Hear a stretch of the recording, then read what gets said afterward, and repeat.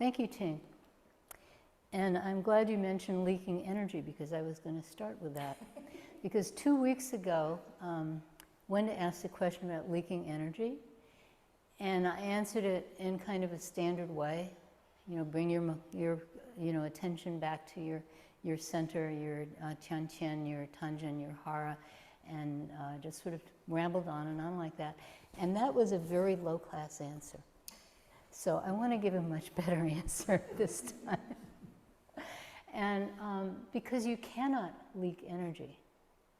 It's impossible. You can't get energy, and you can't leak energy. Because this energy is not yours. This energy is universal energy. And it is always with you. Even when you have brain fog and exhaustion and just, oh, I can't get out of bed, this energy, this most important energy, is still with you, and it's not yours. It's not restricted to you. So that's very important. So I had a choir director when I was a freshman at Oberlin College. It was very high-class choir. You know, we toured all over the place, and his name was Robert Fountain. He was a very famous choir director, and he said, when you sing a note, that note has always been there. You're not creating that note. You're just joining that note. So that's what energy is like. You don't have to lose it. You don't have to get it. You don't have to make it. You can't leak it. It's always there. And you just have to wake up to this energy. That's all. So that's what I wanted to say. Better answer to your question. Thank you. Are there any other questions? We have a whole bunch of new people here. Oh, Tom, you're an old person, but yes.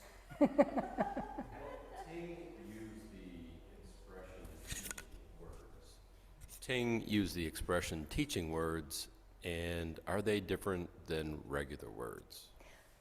Yeah, so I think what Ting is referring to as teaching words are otherwise known as cliches. Okay? So every group has its cliches. And these cliches, in fact, they're formalized in Tibetan Buddhism. I forget, what's the name of them? There's these lists of, and I forget what they're called, but they're these lists, you know. And ours, you know, our teacher said things like, only don't know, only go straight, put it all down, you know, things like that. So these are kind of like teaching words. And I regard them as cliches. And sometimes they're very useful cliches, right? They're extremely useful. But also, you know, you shouldn't, you know, hang on to them. They're just there to be used as sees fit. And then there are words that really hit somebody, and so they think, oh, these are teaching words, because they hit you. You know, they might not be particularly special to anyone else, but oh, you know. And a lot of times, Ting, when you talk about teaching words, I think that's what you mean, that somebody said something that kind of hit you. And so what's a teaching word to Ting might be to me, and then somebody says something and, oh, it's a teaching word to me. And teaching words don't have to come from teachers. You know, people with the capital T title teacher, doesn't have to come from them. It can come from anywhere. All the awakening stories in Zen, well, actually that's not true. Chinul, the great Korean, he wasn't a Zen master because the lineage hadn't come to Korea yet, but he's, you know, considered like one of the founders of Korean Zen. Son, it's called in Korean. And all his awakenings happen in libraries. You know, he'd be reading some sutra somewhere and it would hit him. You know, a line from a sutra would hit him, whoa, you know, and he'd have an awaken, you know, a little bit open. And he was wonderful because he always said, when you have an awakening experience, that's a sign you have to practice harder. That's one of the hallmarks of Korean Buddhism, is it's not, okay, I'm enlightened, I'm done. It's like, oh, I had an awakening, something opened up. I have to really practice hard. You know, that's like different from a lot of other schools. So, okay. Yeah, it doesn't validate what the Japanese call kensho, you know, the experience where all of a sudden, whoa, it doesn't hold that up on a pedestal. It's more like, that's nice, practice harder, Not to put those experiences down. If you ever have them, they're very helpful. But yeah, okay. So I think does that answer your question about teaching words? Yeah. Oh no, I didn't finish what I was saying. Yeah, so people generally wake up, they hear a bell. Some guy falls on the path and his sandals fly off and hit him in the head. Dogs bark. There's one story about somebody who awakened because he heard the sound of two men fighting in the street, like a street brawl. I mean, all kinds of things, anything, because this universe is here. All you have to do is wake up to it. It's like you just need to listen to the alarm. It's always going off, but we just usually don't hear it. So just anything. Anything can be teaching words. Anything can be occasion for awakening. Just, if you really look at like a cup of water, and you look at the light reflected in the water, and this is the kind of material that then the light reflects back up onto this, and that's amazing. That's just incredible. So this universe is always here for us to wake up to. We just have to open our eyes. Oh, okay. All right? So thank you. Are there any other questions? Yes? Tell me your name again. My name is Zach. Zach, right? Okay. I guess I have a very basic question. Oh, wait, grab the microphone so people online can hear you. Do I hold it like this? Right. Do I hold it like this? Yeah, Okay. the silver is towards you. Yeah. Okay, gotcha. Okay. So I mainly looked into earlier traditions of Buddhism, like Theravada and stuff like that. And in Theravada, the doctrine of emptiness doesn't seem to be as, what's the word? As emphasized. So I guess I just want to know, what is emptiness, basically? Oh, good question. Yeah. What is emptiness? Yeah. So, okay, you can put the microphone down now. You don't have to hold it. So there's this idea that Theravada arose before Mahayana. And Mahayana pejoratively calls Theravada Hinayana, lesser way, but anyway. But actually there's a lot of evidence that they sort of grew up alongside each other and that there was a lot of cross-fertilization. So just a sort of academic sort of summary in Theravada, the main idea, what a thing to say, the main idea is impermanence. And in Mahayana, the main idea is emptiness. What a thing to say. Vast Mahayana literature, the main idea is. But anyway, so that's, and my teacher, Zen Master Sung-san, someone once asked him a question, and they prefaced it by saying, since everything is impermanent, and he stopped them, he said, where did you hear that? And he said, everything is originally emptiness. So, okay. Yeah, so the thing about emptiness is you can't really talk about it. When you try to talk about it, you are reducing it to something that it's not. So some people conflate emptiness and impermanence. And some people say that emptiness is the same as no self-nature. But that's not really correct. Because when you do that, you're putting emptiness in a little box, you define it, now you can go on. You've answered the question, you checked it with the back of the book, it was correct, okay. Emptiness is not like that. So, and emptiness is not nothing. So the best metaphor I know and it's only a metaphor, is space. Like space, like between us and out there, like around the stars and stuff like that. That space is, if you understand quantum mechanics, even if you don't know quantum mechanics, you have the slightest knowledge of quantum physics, you know that vast emptiness is in fact constantly fertile. That these subatomic particles, not protons and electrons and not the things that make up those, and these really ephemeral, tiny particles are constantly coming into being and being destroyed. Or I guess disappearing. They just, this constant fertility of what we call empty space. And that's a good metaphor for emptiness, because it's not like there's nothing there. But it's also not a thing. That's why you really can't talk about it, because the concept of emptiness is trying to liberate us from the notion of things. So once you start talking about emptiness, you make it into a thing. It's a noun. A noun is a person, place, or things, what we were taught, which is wrong. A noun is a word representing a person, place, or thing. But so the minute you try to talk about emptiness, you're in real trouble. If you really want to know about emptiness, the best thing to do is to read Nagarjuna's Fundamental Wisdom of the Middle Way, which in Sanskrit is Mula Mahakakakarika. And you have to read J. Garfield's translation, because the other translations are too academic. J. Garfield is a very serious scholar.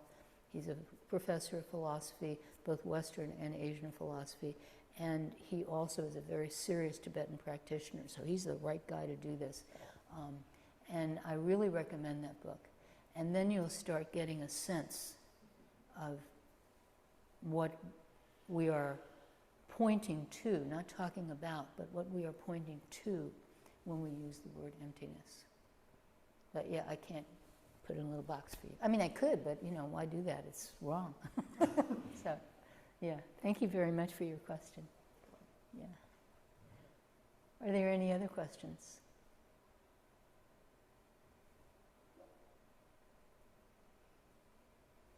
You got 6 minutes if you want one. I have a question. Fine. Okay. Oh. It's Liz. Okay. All right. No, go ahead, Schwan. Go ahead. Okay, Liz and then Schwam. Okay. So I've heard several times that the practice is before speech and before thought. And, that the mind makes that up, the thought, the speech. But wouldn't be anything we're going to experience, whether we think about it or not, it's still created by the mind. It's still a reaction of the mind. And so, like original nature, which I guess it would be, is that the energy you were talking about before? Is that original nature? But wouldn't original nature also be just a creation of the mind? I mean, what's not the mind? Okay, so that's really wonderful. So first of all these phrases are pointing, and they're pointing to the same thing, but from different directions. Okay? So is original nature the same as universal energy? What does that even mean? Again, we want to put things in well-defined boxes, but there's no point in doing that. It's much more fluid than that. And when you ask about mind, so mind is another of these vast concepts, especially in Mahayana Buddhism. I mean, you read the really ornate sutras, like the Avatamsaka Sutra, for example, and it's, in some sense, it's all about mind. And so in one sense, so we have this phrase from our morning bell chant, mind makes everything. And in one sense, mind makes everything is sort of what you're talking about. Like I make this concept of cup. I mean, I was taught this concept of cup, but I make this concept of cup. An ant doesn't have a concept of cup. A bird doesn't have a concept of cup. A dog doesn't have a concept of cup. Human beings have a concept of cup, right? So in that sense, mind makes everything because it, chops things up and puts them in little boxes and stuff like that.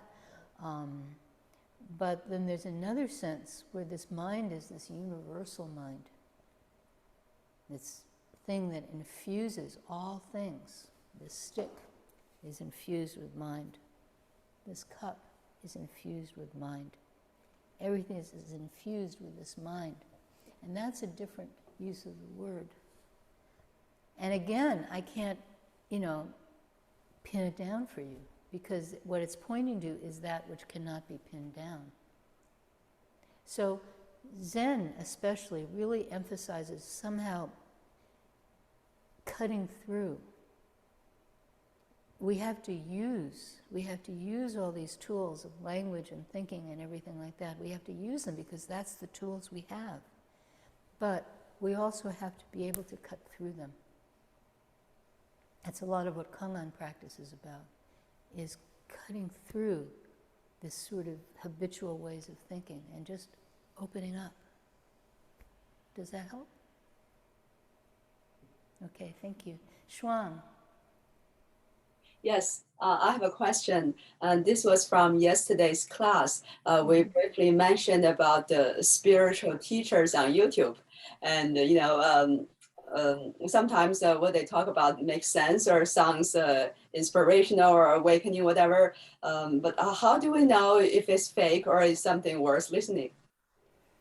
That's a really good question because, okay, so what happened was I said in the class yesterday, someone asked about, is Zen better than, and then named a bunch of people who I'm not going to name. Well, one of them was the Dalai Lama, and no, Zen teaching is not better than the Dalai Lama's teaching, it's just different. But then named some people that are kind of shady. And, sometimes it's really hard to tell because some of these people are very charismatic. What I look for when I look to see if it's someone that I should sort of respect, I mean, I have my teacher, I have my school, I'm not going to follow anyone else, but, if I'm going to say to someone, oh, this would be a good person for you to work with, like someone lives here and then they're going to move somewhere and there's no quantum person nearby, and who should they work with? And I'll go online and I'll look up Buddhism, San Leandro or whatever, wherever it is. And then I'll see a bunch of people and places.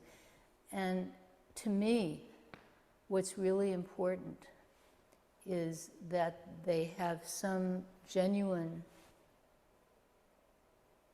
immersion in a tradition, that they're not making it up. That they're not taking a little bit of this and a little bit of that and a little bit of that and then putting it together for themselves. That's one of the main things that I look for. Because if you're not immersed in some tradition, then your karma is determining your teaching. It's no matter how wise it sounds and no matter how helpful it seems, it's being limited by your own karma. You haven't been encouraged to put your karma down, to not let your karma run your thinking. So to me, immersion in a tradition is really important. And then I'm always suspicious of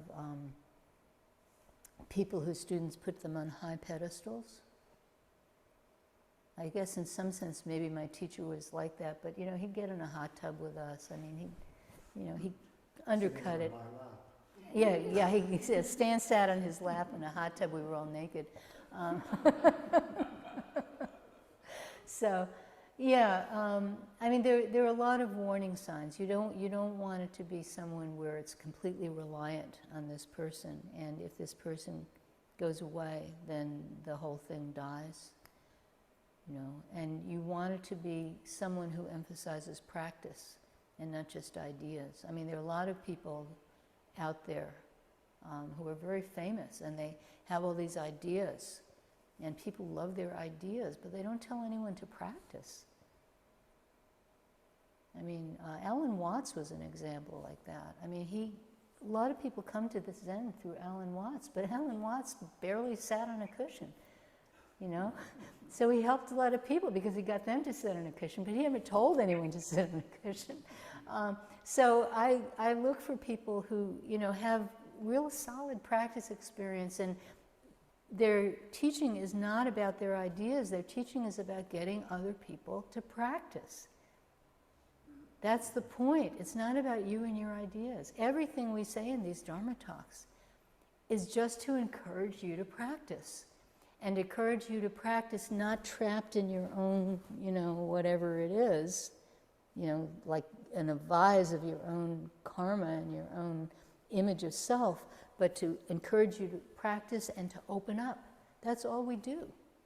And you can put any kind of words to it, and you can put any kind of ideas to it, but the ideas and the words are not what's important. What's important is sitting on the cushion and opening up. And also help this world. Be awake to the suffering of this world and being awake of how you can step into that and ameliorate it. That's all that we really do. And anyone who's a serious Buddhist teacher, that's what they do, is they encourage people to practice, to wake up, to help this world. And if they're emphasizing anything else, then don't pay attention to them.